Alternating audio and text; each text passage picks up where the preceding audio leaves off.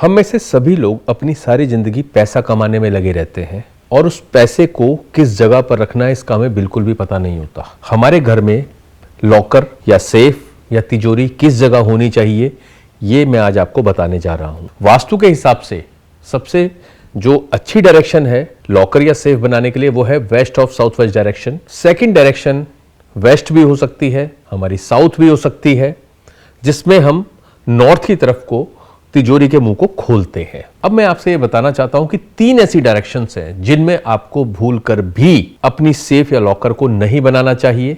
Number 1 direction है south of south west, number 2 direction है east of south east and number 3 direction है west of north waste.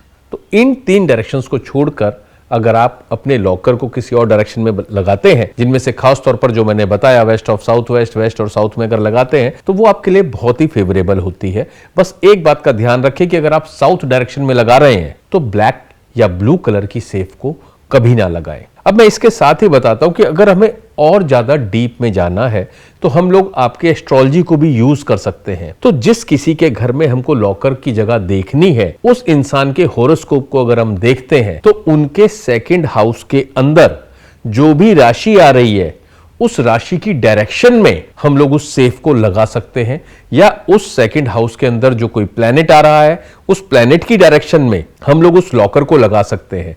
जैसे suppose कीजिए अगर किसी इंसान के होरोस्कोप के 2nd हाउस में 11 नंबर राशि लिखी हुई है तो उस 11 नंबर राशि का मतलब है कुंभ राशि। कुंभ राशि की डायरेक्शन वेस्ट होती है तो हम उनके वेस्ट डायरेक्शन में लॉकर को लगा सकते हैं। और अगर वहां पर सपोज कीजिए वीनस प्लैनेट बैठा है उनके 2nd हाउस में तो वीनस की डायरेक्शन साउथ ईस्ट होती है, हमको वो लॉकर साउथ ईस्ट डायरेक्शन में लगा देना चाहिए। अगर हम इन बातों का ध्यान रखते हुए लॉकर की जगह को प्लेस करते हैं तो आपके पास पैसे बहुत ज्यादा आने शुरू हो जाते हैं और वो रुकते भी हैं।